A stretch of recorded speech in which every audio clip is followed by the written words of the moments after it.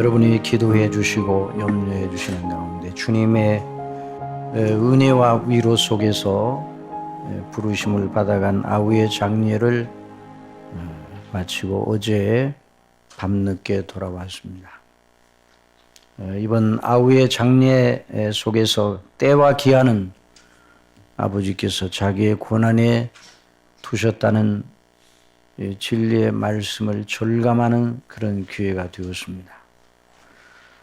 사람들이 보기에 어떠하든지 저와 여러분 각자에게 정하신 아버지의 정한 때와 기한이 되면 어김없이 하늘로 불러 가십니다. 아울러 아버지께서 창세전에 정하신 대로 택하신 당신의 사랑하는 백성들에게 단번에 주신 믿음이야말로 모든 인생의 난제를 극복하기에 능력 있는 그것만이 모든 걸 이기게 하는 것이라는 걸 다시 한번 깊이 인식하는 계기가 되었습니다. 우리 주님께서는 만으로 하면 55세 난 아우의 몸의 한 부분에 암이 발생하도록 허용하시고 1년 전에 그 암을 발견하고 1년 동안 투병하게 하셨습니다. 그것을 방편으로 해서 하나님께서는 그 1년간의 시간 동안 하늘을 준비하게 하셨습니다. 또 가족들도 함께 그리스도 안에서 가장을 떠나보낼 마음의 준비를 하게 하시며 부활의 소망을 마음에 안고 평안한 중에 하나님께 부르심을 받게 하셨습니다. 화요일 장례 예배에는 250명의 우리 성도님들이 가득 참석하셔서 애도하시며 함께 하늘에 있는 소망의 영광으로 위로하는 이런 복된 그런 장례였습니다. 우리 귀한 목사님, 장례를 집례하신 목사님을 통해 정말 복음의 영광의 말씀을 주셨고 또 기도하시는 장로님 절절한 기도 속에서 큰 위로의 영으로 성령께서 역사하셨습니다. 그동안 우리 교회 성도님들이 마치 여러분 자신들의 일인 양 함께 기도하시며 이 모양 저 모양으로 이루어해 주셔서 뭐라고 감사 말씀 드려야 할지요. 유족들을 대신하여 여러분에게 우리 사랑하시는 장로님들과 성도님들 여러분 모두에게 진심으로 그리스도 안에서 감사의 인사를 전하는 바입니다. 이제 오늘 우리에게 이 본문을 통해서 주시는 성령님의 음성을 듣기를 원합니다. 오늘 우리는 두 군데의 말씀을 읽었습니다. 한 군데는 사도 베드로의 입을 통해서 말씀하신 하나님의 성령님의 음성이요. 또 다른 말씀은 사도 바울의 입을 통해서 말씀하신 음성입니다. 특별히 이 빌립보서의 말씀은 사도 바울의 자서전적인 대목이라 불리우는 그런 아주 성경 중에서 우리 성도님들에게 가장 잘 알려진 대목 중 하나입니다. 이 자서전이라면 자신의 삶의 이야기를, 자신과 자신의 삶에 대한 이야기를 자기가 직접 쓴 것이다. 이런 뜻입니다. 자서전이라는 말은. 여러분 사도 바울에 대하여 바울이 이 자서전적인 대목이 없더라도 사도 바울이 어떠한 사람이었으며 어떤 사람으로 있다가 어떻게 변화되어서 세상을 살았는가 하는 것에 대해서 성경 여기저기서 많이 우리는 발견할 수가 있습니다. 사도행전의 8장 이후 28장까지 사도행전의 그 긴 대목에서 사도 바울의 여정에 대한 그 사역과 그 행사에 대한 것이 8, 90%를 차지하고 있습니다. 또 사도 바울이 쓴 서신들을 통해서 그의 개인의 인격적인 여러 면모에 대해서 군데군데서 발견할 수 있습니다. 그러므로 그가 누구였는지 그 자신이 말하지 않아도 잘 알 수가 있어요. 그러나 성령께서는 사도 바울로 하여금 자신에 대하여 그런 자서전적인 간증 형식의 말을 쓰게 한 것이 자기 자신을 드러내게 하려 함이 아니라 하나님의 그 거룩하신 뜻, 그 그리스도의 영광, 하나님 아버지께서 저와 여러분을 향하신 모든 하나님의 택한 백성들, 사랑하시는 백성들을 향하신 거룩한 그 은혜와 사랑을 증거하게 하신 것입니다. 그래서 로마서 15장 4절에 있는 말씀처럼 무엇이든지 전에 기록한 바는 우리의 교훈을 위하여 기록된 것이니 우리로 하여금 인내로 또는 성경의 위로로 소망을 가지게 함이니라. 바로 사도 바울의 이 자서전적인 이 대목이, 이 빌립보서의 말씀이 자신에 대하여 말하게 하신 것이 아니라 성령께서 우리 모든 하나님의 사람들이 들어야 하고 가져야 하는 대단히 중요한 그 가치, 대단히 중요한 그 영광을 다시 한번 강조하게 하신 것입니다. 시대나 환경이나 문화적인 어떤 특수성에도 불구하고 예수 그리스도를 믿는 사람들이라면 모두 사도 바울 같아야 된다고 말씀하고 계십니다. 저와 여러분이 그래야 됨을 오늘 이 시간에 하나님의 성령께서 인식하게 하시는 놀라운 역사가 있기를 바랍니다. 이것이 사도 바울의 말이 아니라 우리의 말이 되어야 된다는 것입니다. 그리고 이 사도 베드로를 통해서 주신 말씀 역시 마찬가지입니다. 그리스도 안에서 구원을 받은 모든 하나님의 자녀들이 어떤 사람들인가, 어떠한 사람들로 자신들을 생각해야 되는가. 저와 여러분이 그리스도 안에서 하나님의 자녀가 되었다면 다 같이 우리는 길을 찾은 사람들이라, 이런 의식을 가지고 있어야 됩니다. 길을 찾아 나선 사람들이 아니라 길을 이미 발견한 사람, 이미 그 길을 알고 있는 사람들입니다. 우리가 어디서부터 왔으며 어디로 가고 있다고 하는 사실을 알고 있는 사람입니다. 누구와 함께 길을 가고 있다는 사실을 알아야 하는 사람입니다. 저와 여러분은 길을 찾은 사람들입니다. 이것이 바로 하나님의 자녀들의 중요한 특성인 것입니다. 여러분, 하나님의 자녀들과 그렇지 아니한 사람들의 그 구별점은 무엇인가? 그리스도 밖에 있는 사람들은 한결같은 모습, 이런저런 모습을 내보인다 할지라도 한결같이 그들의 특성은 길을 찾지 못하여 아직도 헤매고 있습니다. 아직도 무엇이 옳은가, 어떻게 살아야 되는가, 무엇을 위하여 자신의 마음을 가누어야 되는가, 무엇을 위해서 자신을 드려야 되는가 모르고 있어요. 그래서 이것도 했다, 저것도 했다, 이렇게도 했다, 저렇게도 했다, 마음을 이렇게도 먹었다, 저렇게도 먹었다, 종잡을 길이 없는 것입니다. 그러나 그리스도 예수님 안에 있는 사람들은 그렇게 해서는 안 된다고 말씀을 하고 있는 것입니다.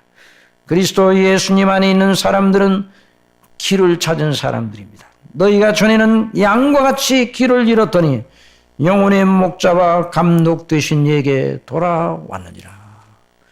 이것이 바로 저와 여러분의 이야기입니다. 저와 여러분의 자서전적인 이야기가 되어야 됩니다. 누가 저와 여러분에게 당신 자신에 대해서 말하라고 그러면 우리는 전에 길을 잃었지만 이제는 우리의 영혼의 목자 되신 그리고 감독 되신 우리 주 예수 그리스도께 돌아왔노라. 우리는 길을 찾았노라. 그렇게 말해야 되는 것입니다. 그래서 사도 베드로는 누가 너희 마음에 있는 너희 속에 있는 소망에 관한 이유를 묻는 자들이 있거든 대답할 것을 온유함으로 예비하라고 말씀을 하셨습니다. 그래서 그리스도인들은 이렇게 말할 줄 아는 사람들이에요. 여러분, 사도 베드로는 양과 목자의 관계를 통해 하나님과 우리 사이의 관계를 나타내고 있습니다. 성경 전체에 그런 대목이 너무나도 많습니다. 양과 목자. 여러분, 양의 운명은 목자에게 달리는 것입니다. 양은 목자를 떠나면 죽은 것이나요? 마찬가지. 목자를 잃은 양은 헤매지 않을 수가 없는 것입니다. 그러나 목자를 만나면, 참 목자를 만나면 그는 더 이상 길을 잃지 않습니다. 목자의 돌보심 속에 있는 양은 정말 행복한 양이고 안전한 양입니다. 저와 여러분이 그런 사람이기를 원합니다. 아니, 그런 사람입니다. 그리스도 안에 있으면 영혼의 목자와 감독 되신 이에게 돌아온 것입니다. 언젠가 여러분에게 말씀드렸던 것처럼 평생 철학을 연구하고 미국의 대학과 국내 굴지의 대학에 강단해서 40년간 자신이 공부한 철학을 가르쳤고 152억 원의 철학서를 직접 집필하여낸 85세는 노 철학자에게 어느 일간지 기자가 찾아가서 물었습니다. 인생의 의미가 무엇입니까? 평생 노력했지만 인생의 궁극적 의미 같은 건 없다는 생각이 드네요. 답이 없다는 답을 알게 된 거죠. 그 철학자의 대답입니다. 사실 인생의 의미가 뭐냐 하는 물음은 성립이 안 됩니다. 어떤 면에서 그걸 찾으려는 노력조차 헛되는 것이죠. 그러나 인생에서의 의미는 가능합니다. 기자가 놀라서 물었습니다. 아니 지금까지 인생에 의미가 없다고 그러시더니 어디서 인생의 의미를 찾는단 말입니까? 각자 살아가면서 자기에게 의미가 있다고 생각하는 일을 힘쓰면 되는 겁니다. 나는 허무주의자입니다마는 여러 가지의 모든 위기를 극복하되 그렇게 내 자신 속에서 의미를 찾으려고 애를 쓰면서 살아왔어요. 여러분, 이 철학자는 뭐라고 말하고 있습니까? 이것이 정답이다. 이것이 길이다. 이것이 진리다. 이런 게 없다는 말이에요. 인생에는. 그저 자기 스스로 정답을 찾아 그러려니 하고 살면 되는 것이 인생이다. 이렇게 어느 철학자가 말하고 있는 것이에요. 여러분 이 말을 들으면 여러분은 어떤 생각입니까? 여러분이 사도 바울이 말하는 것과 이 노 철학자가 40여 년 동안 대학 강단에서 철학을 강의하고 공부를 하고 무던히도 공부를 많이 해서 150여 권의 책을 쓸 정도로 그리고 자기에게 10년간의 시간만 더 주어진다면 좋겠다. 왜 그렇습니까? 더 쓸 내용이 아직도 남아있기 때문에 책을 더 쓰고 싶어요.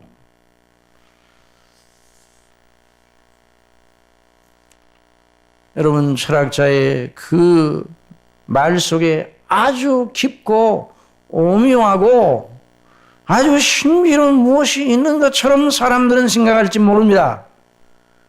그러나 길을 찾지 못했다는 사람에게 길을 물어봐도 길을 찾지 못했다는 사람에게 길을 물어보는 것 자체가 논리적으로 맞지 않습니다.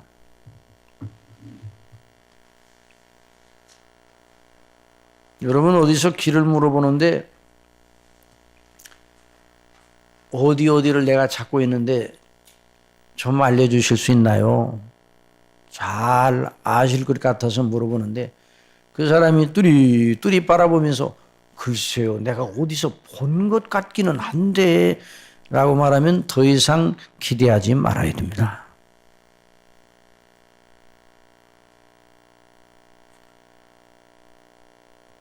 여러분 그리스도인은 그렇게 불확실하고 희미하고 이것인가 저것인가 아직도 결정을 못하고 있는 그런 사람이 아니라 사도 바울처럼 길을 찾은 사람입니다. 길은 여기에. 저 일본의 유명한 그 작가가 있는데 이제는 하늘나라에 갔습니다. 미우라 야오코라는 우리나라 말 그대로 음역대로 한다면 삼프릉자라는 요 작가가 있어요. 참 진실한 그리스도인입니다. 저는 그분을 생각할 때 일본이 덜 미워집니다. 참 진실한 그리스도인. 그 사람이 문학을 통해서 자기에게 주신 문학적 소양을 통해서 자기가 발견한 그리스도를 증거합니다. 길은 여기에.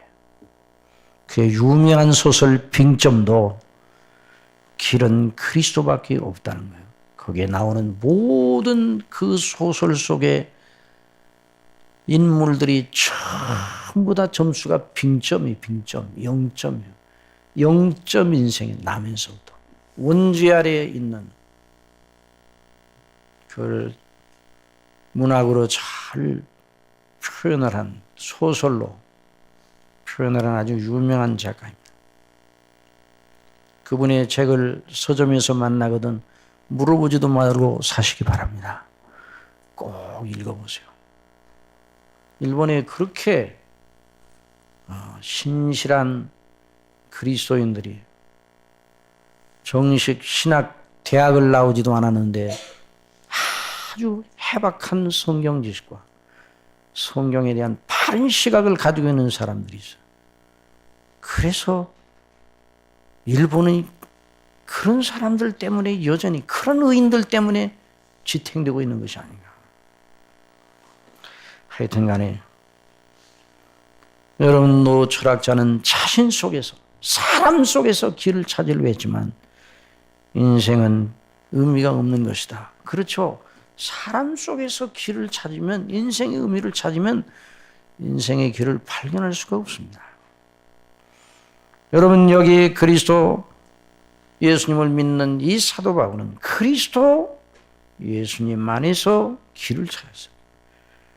그도 그리스도 밖에서 자신의 이스라엘 사람 중에 이 사람이 혈통을 자랑하고 가문을 자랑하고 자기의 학문을 자랑하고 자기의 도덕성을 자랑하고 자기의 모든 인생의 비전을 걸고 살아가려고 발버둥치던 사람이었습니다. 율법에 오르는 의미 없는 자라다 스스로 판단하고 다른 사람들의 부러움과 또한 다른 사람들 앞에서 늘 자신을 뽐내던 그런 사람들이었습니다. 그러나 모든 걸 해로 여긴다고 해서 내 주 그리스도 예수를 아는 지식이 가장 고상함을 인함이라 내가 그를 위하여 모든 걸 잃어버리고 배설물로 여기면 그리스도를 얻고 그 안에서 발견되어 함이니 말씀하셨어요. 사랑하시는 성도 여러분, 인생에 의미가 없는 것이 아닙니다. 인생에 의미가 있습니다. 그러나 해 아래에서는 인생의 의미를 찾을 수 없어요. 그래서 이 전도서 기자인 솔로몬은 해 아래는 모든 수고가 무엇이 자기에게 유익한고 헛되니 라고 말했어요. 영어를 보면 요즘 영어 NIV 성경이면 meaningless, 의미가 없다 이 말이죠. 의미가 없다, 헛되다 이 말이에요. 해 아래에서 사람을 바라보고 인생의 외적인 모습 그 자체만 바라고 일어나는 모든 일들을 바라고 사람들이 살아가는 그 형편과 이 모든 이 상황, 외형적 상황을 바라보면 의미가 없다는 겁니다. 의미가 없습니다. 그러나 전도서 기자는 그 말을 하기 위하여 전도서를 쓴 것이 아닙니다. 해 위에 계신 하나님, 천지를 지으신 창조주, 그분을 바라봐야 그분 속에서 인생의 의미를 찾는다고 하나님을 경외하고 그 계명대로 행하는 것이 그것이 인생의 본분이다. 결국 그리스도 예수님을 믿음으로 말미암아 주시는 놀라운 구원의 은혜를 받아야 인생의 진정한 의미를 찾는다. 그것이 바로 길이다. 그렇게 말하고 있는 것입니다. 이 전도서는 구약 시대 설교자의 한 패턴을 말하고 있는 겁니다. 원래 전도서라는 말 자체가 에클레시아테스라고 회중 앞에 회중이라 교회론적 회중의 교회 회중을 모아놓고 한 선생이 가르치는 가르침의 형태를 말하는 게 전도서가. 그래서 회중의 스승의 모든 말은 잘 박힌 못과 같다는 말이 전도서 12장에 나옵니다.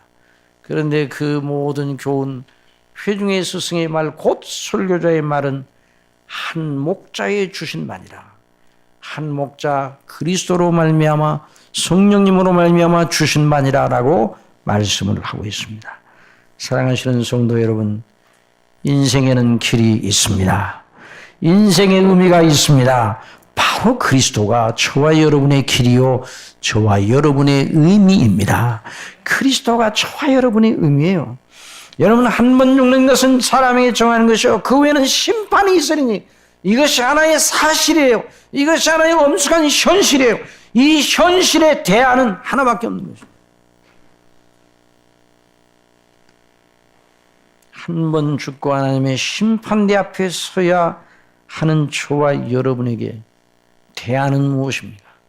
열쇠는 무엇입니까? 바로 어느 길로 가야 바로 이 놀라운 큰 숙제 앞에 자신을 자유롭게 세울 수 있어요. 바로 그리스도십니다.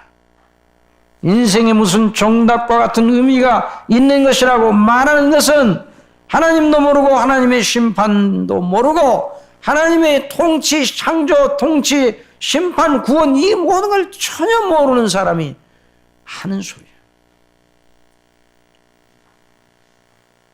여러분이 여기 어린 학생들도 있고 어린이들도 있지만 어른이나 젊었을 때나 나이 드셨을 때나 건강할 때나 병들었을 때나 살았을 때나 죽을 때나 저와 여러분이 항상 잊지 말아야 하는 것이 바로 이 길이에요. 이 길을 놓치면 안 되는 것이에요.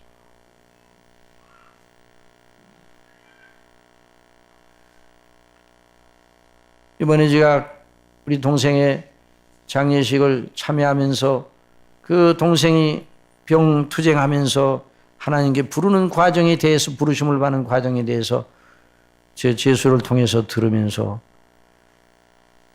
하나님께서 사랑하시는 동생이었구나. 그 어려운 가운데서도 길을 잃지 않았구나. 그래서 죽기 전에 장례식 예배는 어떻게 드리고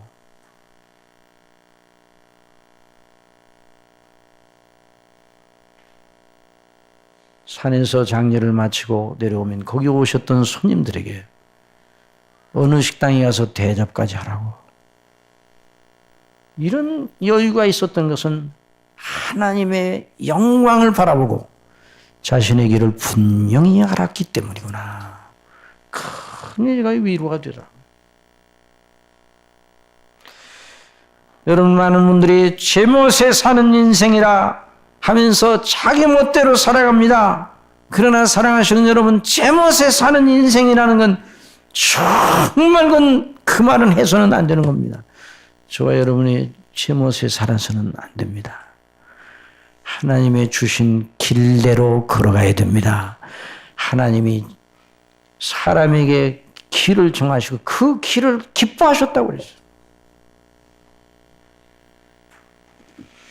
저와 여러분을 지으시고 저와 여러분으로 하여금 이 땅에 태어나게 하시고 모태에서 조성하시고 먹이시고 기르시고 심판하시는 창조주 하나님을 바라봐야 되는 것입니다. 너는 청년의 때 곧 곤고한 날에 이르기 전 나는 아무나게 없다고 할 해가 가깝기 전에 너의 창조주를 기억하라.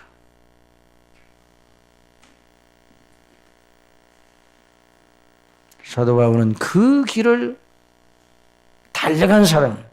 푯대를 향하여 그리스도 예수 안에서 부르신 부름의 상을 위하여 쫓아가노라. 그래서 평생 그 길로 계속 달려갔습니다.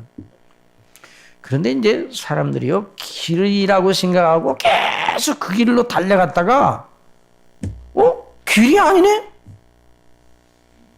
막힌 길이 가다가 막혔어요. 길이 아니네? 돌아서 나와야 되는 그 길을 잘못 온 것이죠.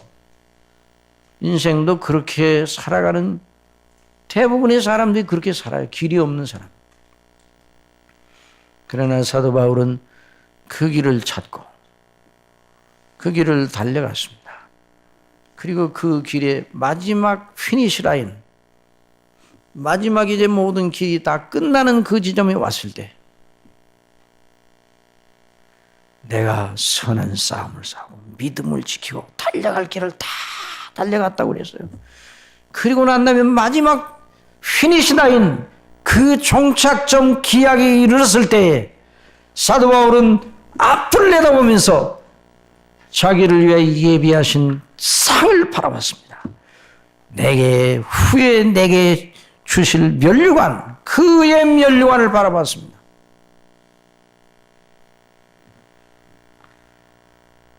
여러분, 그러니 분명하잖아요.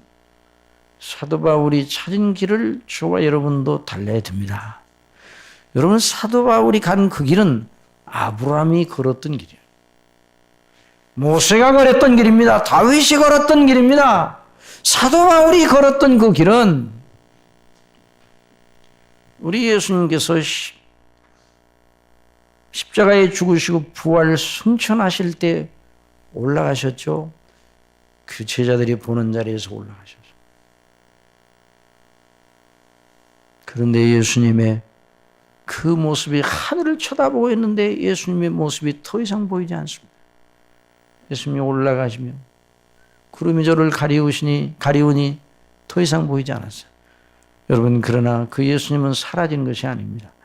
계속 그 길을 따라 올라 어디로 갔습니까?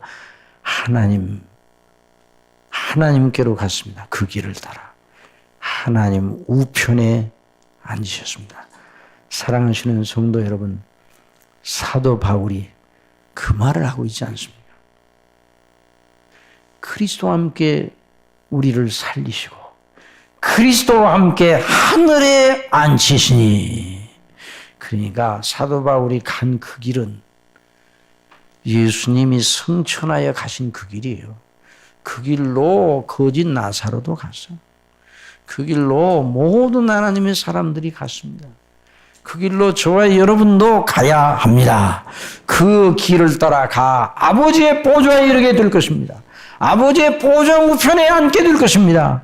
이게 저와 여러분이 얼마나 행복한 사람입니다. 그래서 표태를 향하여 그리스도 예수 안에서 위에서 부르신 푸름의 상을 위하여 쫓아간다고 그랬습니다. 그러니 지난 시간에 지난 주일에 우리 상고하는 것처럼 우리는 확실한 것을 붙잡은 사람입니다.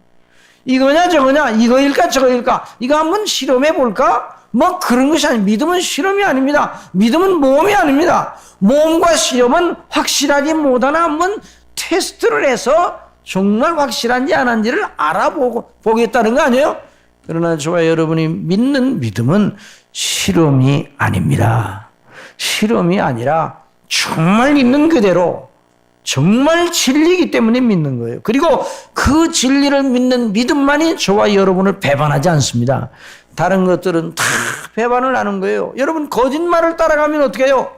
그 말이 우리를 지켜줍니까? 나중에는 송두리째 우리를 다 패망에다 던져버리고 말잖아요.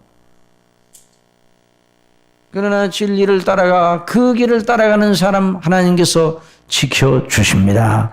하나님이 사람의 걸음을 정하시고 그 길을 기뻐하셨으니 그래서, 그리고 그 길을 가다가 넘어지더라도 그 길을 가다가 넘어지고 연약하고 넘어지죠. 우리의 연약은 다 연약은 이 사실적으로 있으냐. 넘어지는 게 이상한 일이 아닙니다. 넘어질 수밖에 없습니다.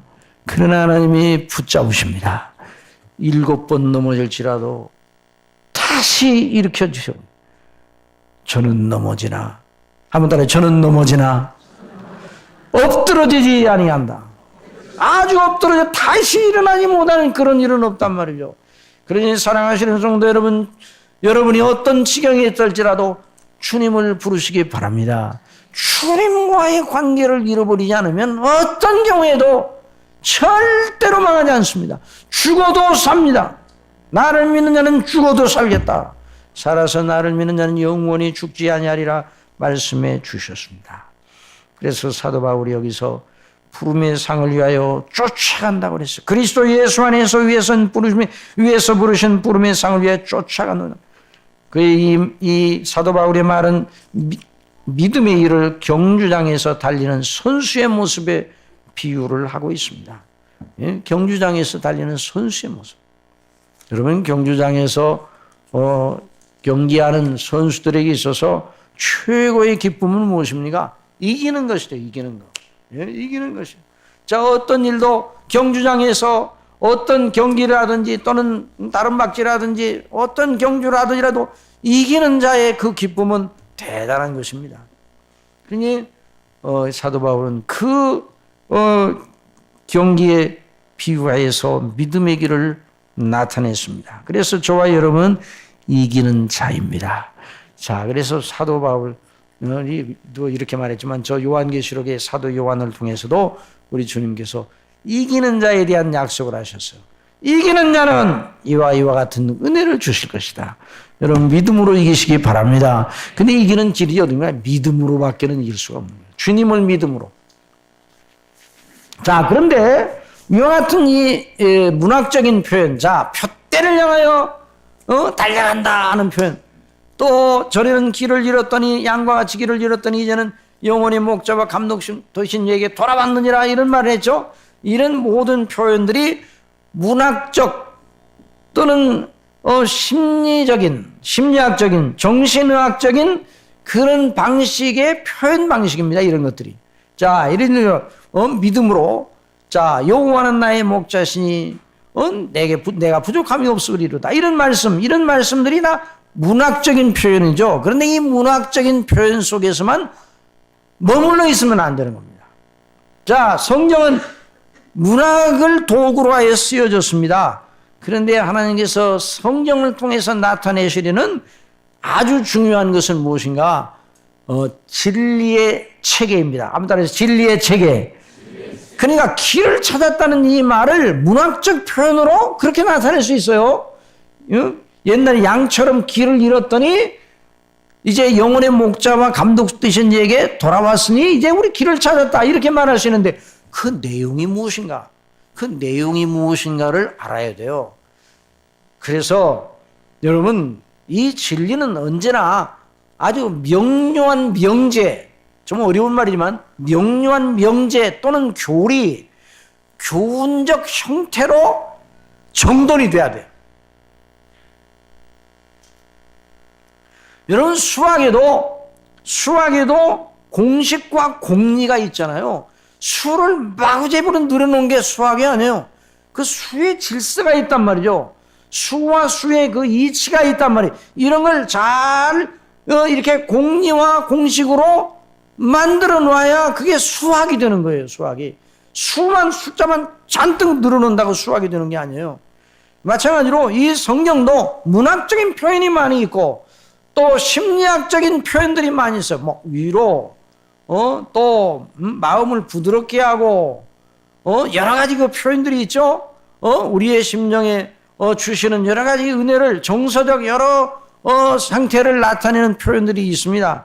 그런데 가장 그 표현들이 하나의 살과 같아. 살과 같은데 뼈가 있어야 돼요. 뼈가. 그 뼈 골격이 있어야 돼요. 골격이 없이 살만 있으면 안 된단 말이죠. 그러니까 하나님과 우리 사이에 이 관계를 나타내는 논리적인 그 진리의 체계가 있는 거예요. 진리의 체계. 좀 어렵죠. 이 말이 좀 어렵기는 하지만 그러나 이걸 알아야 돼요. 진리의 체계. 이치, 정돈된 그 공식 이와 같은 것이 있어야 돼요. 교리. 그래서 교리가 대단히 중요합니다. 여러분 어린아이들의 이 사물을 인식하고 사람을 알아보는 이것도요. 하나님께서 그렇게 인격을 그렇게 만드신 거예요. 그 어린아이들의 그 행동을 가만히 보면 어린아이들의 의식의 그 발전 과정을 보게 되면 그래서 이 학문이라는 것이 나왔구나 하는 걸 알게 되는 거예요. 어린아이들도 무슨 일을 보면 잘 살핍니다. 잘 살펴요. 어린아이들이 그냥 안 봐요. 잘 살펴요. 어린아이들이 처음에 얘 꽃이야. 꽃 해봐. 꽃 한번 해봐. 그럼 이제 따라하죠. 그 다음에 이제 꽃을 보면 그 꽃을 가만히 살펴요. 이게 뭐야?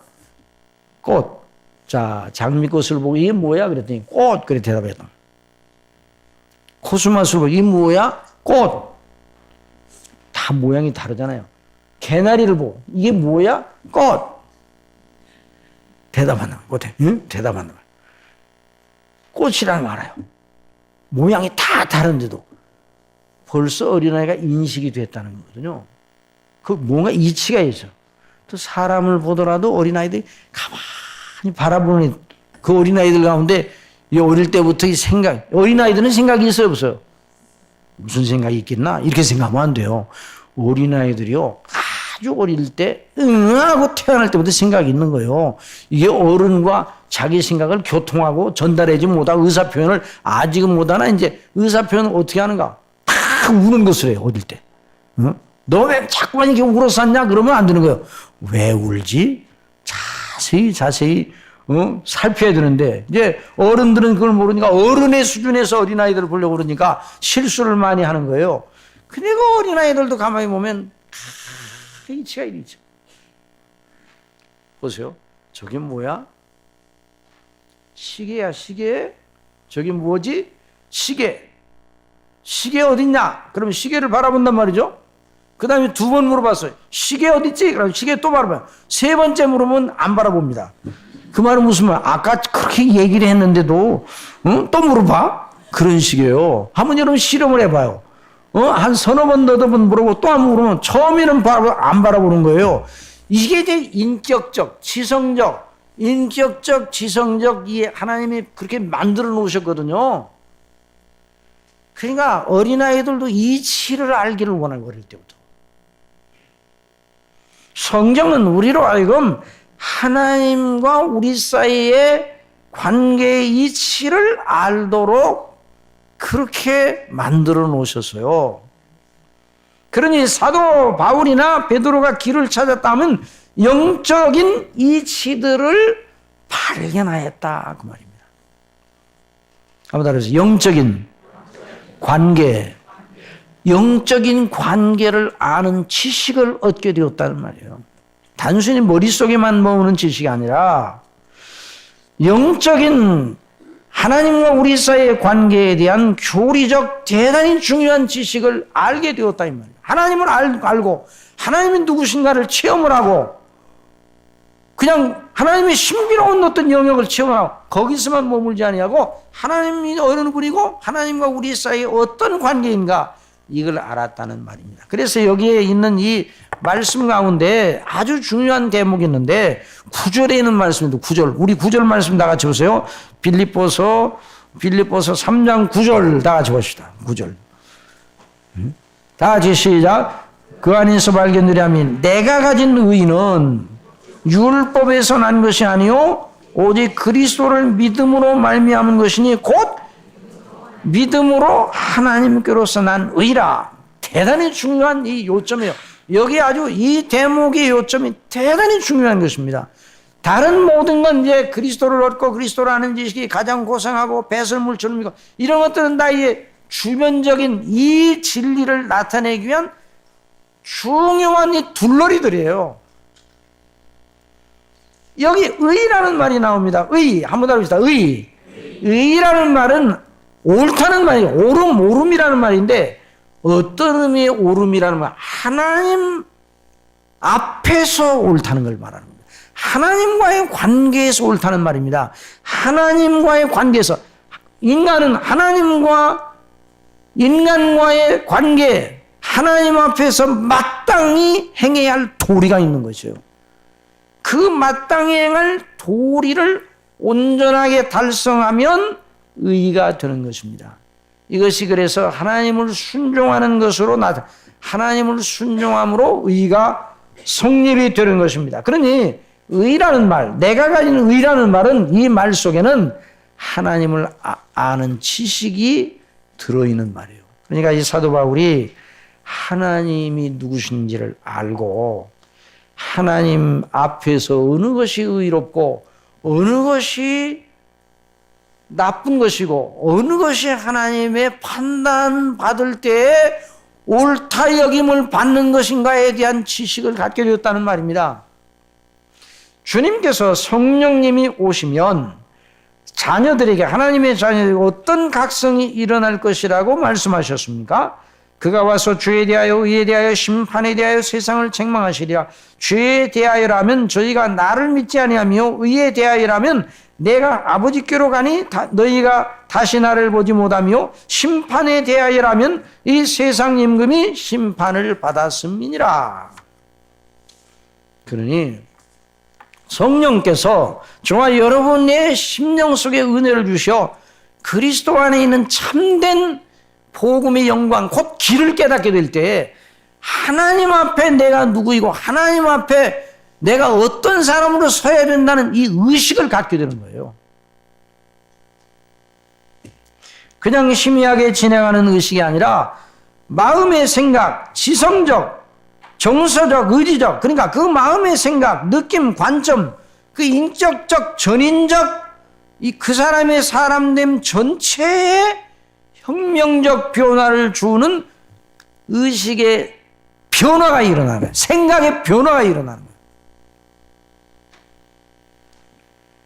성령께서 그리하시는 거예요. 이제 그리스도 안에서 길을 찾았다. 우리가 길을 찾았다는 그 말은 그런 놀라운 하나님의 은혜로 하나님과 우리 사이의 관계에 대한 의식이 없던 의식이 생겨났다는 말이에요.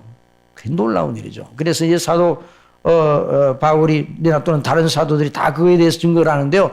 그래서 이제 존 칼빈 또 이 존 칼빈 목사님과 그런 줄기에서 성경을 보는 성령의 인도하심을 따라서 성경을 보게 된 그 개혁주의적인 시각에서 이런 은혜를 하나님의 역사를 하나님의 불강력적인 은혜로 표현합니다. 칼빈주의 5대 교리 가운데 불강력적인 은혜라는 말이에요. 한번 따라해서 불강력적인 은혜. 불강력적인 은혜를 우리에게 주셔서 우리 죽어있는 우리 심령을 죽은 사람은 아무것도 못하잖아요. 그런데 죽은 사람을 깨어 일으켜 의식을 갖게 하려면 하나님의 부활의 권능, 창조의 능력, 새 창조의 능력이 그 사람에게 임해야 돼요. 그게 불강력적인 능력이 주어져야 되는 것이죠. 이런 은혜를 불강력적인 은혜라 그렇게 표현을 하였습니다. 그래서 하나님의 성령께서 말씀을 통해 전도의 말씀을 통해 그 사람이 그와 같은 은혜를 주시는 거예요. 그러니까 저와 여러분이 길을 찾게 된 그리스도 안에 길을 찾게 된 배후에는 누가 계셨어요? 성삼위 하나님이 계신 거예요. 그게 놀라운 일이에요. 저와 여러분의 믿음의 이 뿌리는 여러분 이 믿음의 나무가 있고 거기에 꽃이 피고 열매가 맺고 뿌리가 없으면 안 되는 거죠. 그러니까 저와 여러분의 믿음의 배후에는 성삼위 하나님이 계시단 말이에요. 그래서 로마서 10장에서 사도 바울은 내가 만일 내 입으로 예수를 주로 시인하며 또 하나님께서 그를 죽은 자 가운데서 살리신 것을 내 마음에 믿으면 구원을 얻으리니 사람이 마음으로 믿어 의에 이르고 입으로 시인하여 구원에 이르느니라. 성경이 이르되 누구든지 저를 믿는 자는 부끄러움을 당하지 아니하리라 하니 유대인이나 길라인이나 차별이 없습니다. 한 주님께서 모든 사람이 주가 되사 저를 부르는 모든 사람에게 부여하시도다. 누구든지 주의 이름을 부르는 자는 구원을 얻으리라. 그런데 누가 부르는가? 믿지 아니하는 일을 어찌 부르리요? 듣지도 못한 일을 어찌 믿으리요? 전파하는 자가 없으면 어찌 들으리요? 보내심을 받지 아니하였으면 어찌 전파하리요? 기록된 바 아름답도다 좋은 소식을 전하는 자들의 발의함과 같으니라.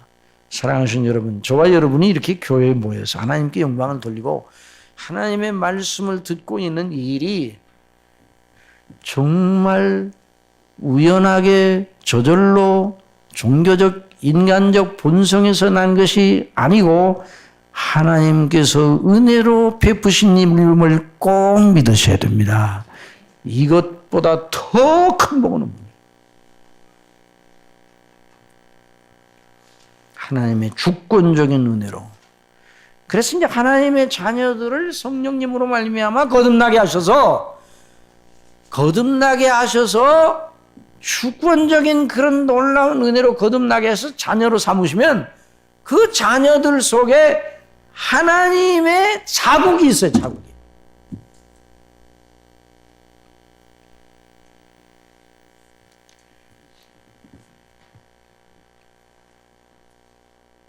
여러분 그렇잖아요.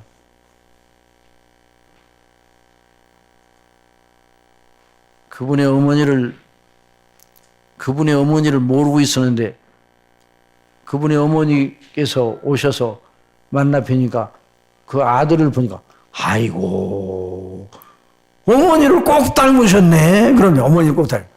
그러니까 이제 그 아들이 뭐라는 거예요? 아이고 그런데요 다른 사람이요 우리 아버지를 보면요 아버지를 꼭 닮았네. 또 그렇게 하신다는 거예요.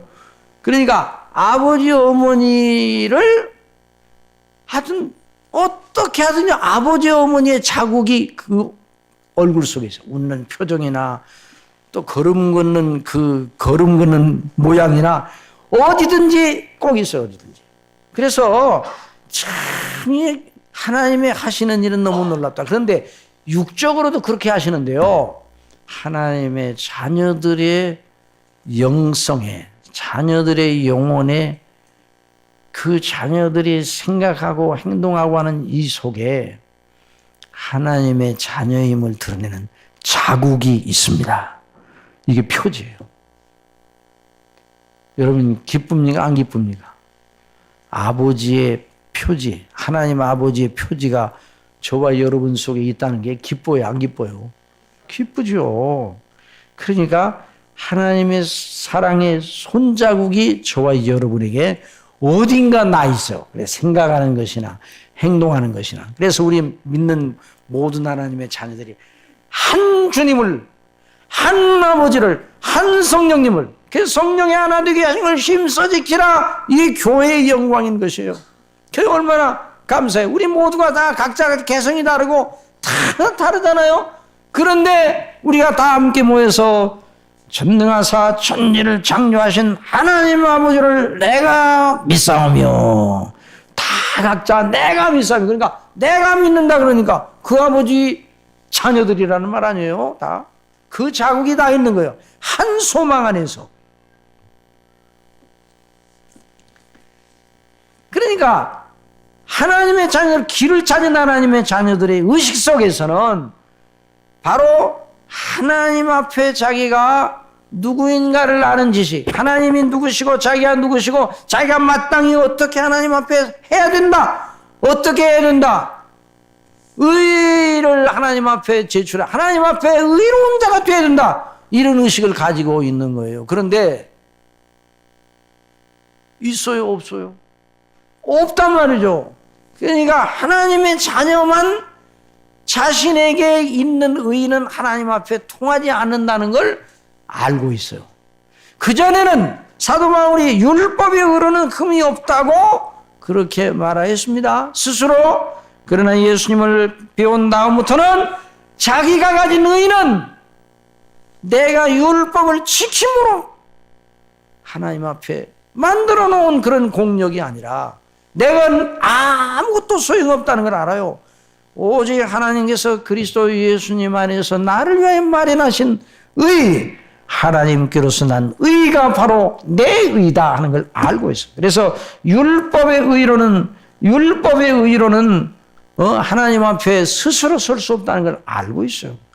그래서 사도 바울은 내가 가진 의는 율법에서 난 것이 아니요 내가 스스로 지켜 한 것이 아니요 오직 그리스도를 믿음으로 말미암아 하나님께로서 난 의라고 말씀을 하고 있는 것입니다.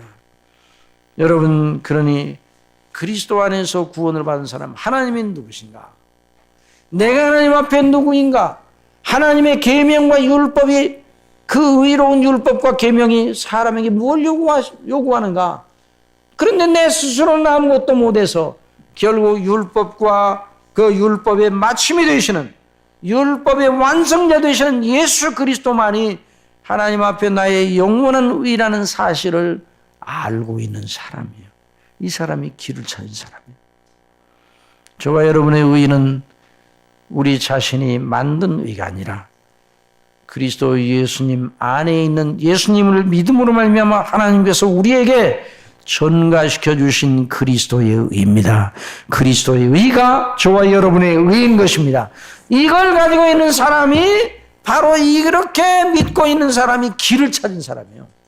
길을 찾아 그 사람이 심판대 하나님의 심판대 나갈 수 있는 사람이에요.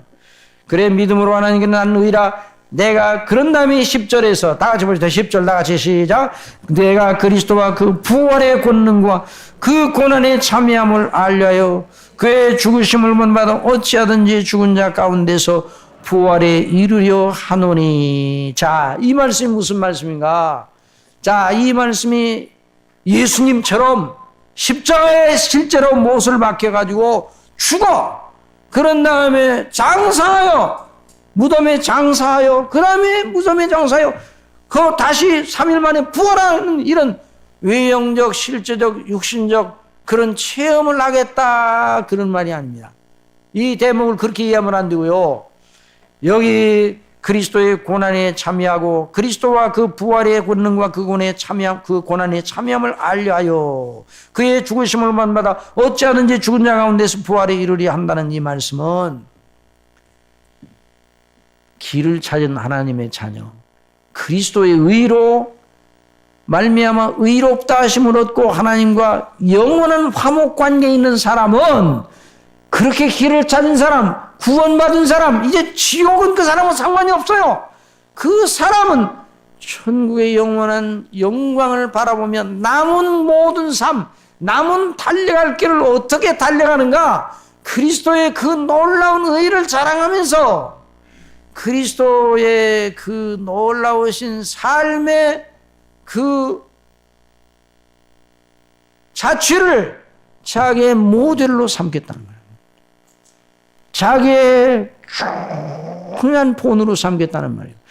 여러분, 예수님이 왜 죽으시고 예수님께서 다시 또 사셨죠? 예수님이 왜 죽으셨는가? 우리 편에서 말하면 우리를 구원하시기 위해서 죽으셨습니다. 하나님 편에서 말하면, 하나님께 대하여, 예수님 편에서 하나님께 대하여 말하면 하나님의 뜻에 복종하기 위해서 죽으셨어요. 여러분, 예수님의, 그게 바로 예수님의 의입니다. 예수님은 하나님께 복종하기 위해서 죽으셨습니다. 하나님께 순종하느라고 죽으셨습니다. 이걸 사도 바울은 자기 삶의 모델로 삼았어요. 자기도 이 세상에 살아가는데 하나님의 뜻에, 아버지의 뜻, 이제 아버지, 우리 아버지, 그리스도 안에서 구원하신 우리 아버지의 뜻을 순종하고 나가는 길은 죽는 것이나 같다. 그렇게 말했어요. 자, 이걸 우리가 생각하는 건 대단히 중요합니다. 제 시간이 많이 가서 이제 정돈을 해도, 요 문제는 다음 시간에 한 번 더 알아봐야 되겠어요. 너무 중요한 문제이기 때문에. 여러분, 하나님의 뜻에 복종하게 되면, 하나님의 뜻에 순종하는 삶을 살아가야 되면 죽어야 됩니다. 죽어야 된다는 말하면 자간다는 그 말이 아니라, 자기 자신을 괴롭게 한다는 그 말이 아니라, 죽어야 된다는 말은 나 자신을 죽여야 됩니다. 누구든지 나를 따르는 자는 자기 십자가를 지고 나를 따르라. 자기를 부인하여야 나를 따른다 말씀을 했어요.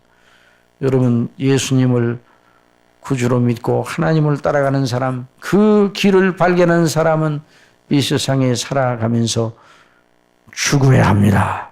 그냥 죽는 것이 아니라 하나님의 뜻과 계명에 순종하는 삶은 죽었다 하는 삶. 그래서 사도 바울은 나는 날마다 죽는다 그랬어요. 그래서 성령님으로 말미암아, 영으로 말미암아 몸의 행실을 죽이라, 죽이면 살리니, 이런 말씀을 하셨는데, 이것이 바로 그리스도 안에서 구원받는 하나님의 사람들의 삶의 실제입니다. 여러분, 어떻게 됩니까? 죽으면 죽습니까? 삽니까? 살아난단 말이에요. 어찌하든지 죽은 자 가운데 부활에 이르리 아니라. 누가 살리십니까? 여러분, 예수님은 스스로 살아나실 수 있는 신적 권능을 가지셨어요. 그러나 예수님을 살리신 분이 누가 살리셨어요? 아버지께서 살리셨어요. 저와 여러분의 하나님의 뜻대로 순종하는, 그래서 죽는 생활하고 우리 생각을 죽이고 우리의 본성을 죽이고 육체를 죽이고 성령의 인도하심을 따라 죽는 생활하면 죽는 것이 아니라 살아나는 겁니다. 이 과정이 우리 그리스도인의 삶에, 이것이 바로 표대를 향하여 달려가는 사도 바울의 삶의 실제였어요. 이 문제는 시간이 많이 지나가서 여기까지 하겠습니다. 정돈하겠습니다. 사랑하시는 성도 여러분, 저와 여러분은 하나님의 자녀로 그리스도 안에서 길을 찾은 사람들입니다. 다른 길은 없습니다. 이제 우리를 길을 찾지 못해서 고민하지 말고 길 찾은 사람답게 살 바른 실천을 위해서 고민해야 됩니다. 그래서 사도 바울이 그걸 위해, 그래서 내가 이미 이르렀다는 것도 아니고 잡았다는 것도 아니다. 이 말은 무슨 말인가 하니 그 목표를 이미 달성했다. 그 말이 아니에요. 그래서 우리 이 문제는 다음 시간에도 생각해 보기를 원합니다. 그래서 우리가 이미 그리스도 안에서 구원받은 하나님의 사람으로 그리스도 안에서 하나님께 늘 영광을 돌리며 주님과 교통하면서 세상을 살아가되 영적으로 하나님의 뜻대로 순종함으로 하나님의 기뻐하는 거룩한 삶으로 이어져 나가는 귀한 역사가 넘치기를 바랍니다. 그것이 죽음이지만 결국 진정으로 사는 길입니다. 기도하겠습니다. 사랑하시는 아버지 하나님, 저희 이전에는 양처럼 길을 잃고 헤매고 방황하고 어디가 길인지 몰라서 기웃기웃하며 그런 허비된 생활을 하였지만 이제 그리스도 안에서 구원받은 하나님의 사람이 되었으니 사도 바울처럼 표대를 향하여 그리스도 예수 안에서 부름의 삭을 위하여 날마다 쫓아가는 달려가는 저희들이 될 수 있도록 성령님 인도하여 주시옵소서. 이 길이 죽는 길입니다. 그러나 영광스럽게 다시 사는 길임을 우리가 잊지 말고 이 놀라운 부활의 권능, 그리스도의 고난에 참여하고 부활의 권능을 체험하는 일을 우리의 삶 속에서 누리게 하여 주옵소서. 예수님의 이름으로 기도드리옵나이다. 아멘.